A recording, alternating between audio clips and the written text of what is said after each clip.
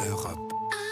Europe 1. Axel de Tarlet, Axel, le taux d'épargne continue d'augmenter en France, mais les Français ne jurent que par l'immobilier, rien en bourse. C'est ce que montre la dernière étude de la Banque de France. Voilà, les Français sont de plus en plus fourmis. Nous mettons de côté chaque mois un peu plus de 14% de nos revenus. C'est beaucoup et c'est une exception française, alors qui s'explique par la peur de l'avenir, peur du chômage, peur de rien avoir à la retraite. Du coup, que fait-on ? On achète une maison ou un appartement pour ses vieux jours. L'immobilier est de loin le placement préféré des Français. Il représente 55% du patrimoine des ménages, devant les placements financiers, 38%, mais ce sont des placements sans risque, de l'assurance vie, des livrets d'épargne, mais surtout pas de bourse ou très peu. Oui, c'est ce qui s'appelle gestion de bon père de famille, sans risque, ça peut se comprendre, non ? Alors, sauf que la bourse, sur le long terme, est un excellent placement. Et c'est pour cela d'ailleurs que les fonds de pension, vous savez, qui gèrent l'argent des retraites, les fonds de pension investissent en bourse. Alors je vous sens dubitatif. Je vais vous donner un chiffre pour essayer de vous convaincre. Aujourd'hui, le CAC 40, il faut savoir, il a été créé il y a 30 ans, le 1er janvier 88.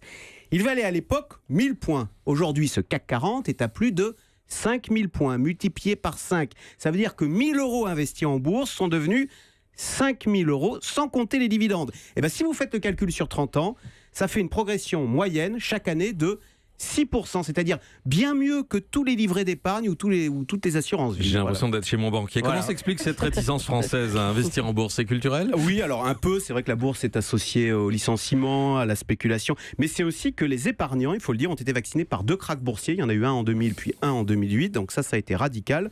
Le nombre de petits porteurs en France a été divisé par 2.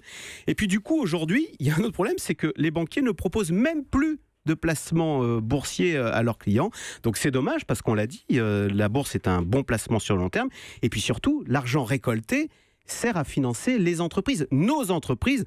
Or, ça, c'est une préoccupation du gouvernement, flécher l'épargne des Français vers les entreprises, mais on voit qu'il va falloir faire preuve de beaucoup de pédagogie. Axel de Tarlet. Vincent ? Moi, j'ai une question indiscrète à poser à la famille de Tarlet. Est-ce qu'il investit en bourse ? Non, mais vous savez pourquoi il me pose ça ? Oui. Parce que Vincent, pour lui, la bourse, c'est faire un coup fumant sur une action qui passe de 10 à 20 et puis tout perd le lendemain avec Altis. Mais c'est pas ça, la bourse.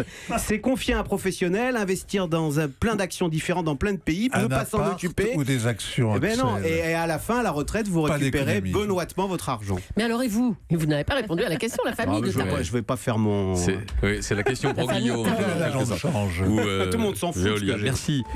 Europe.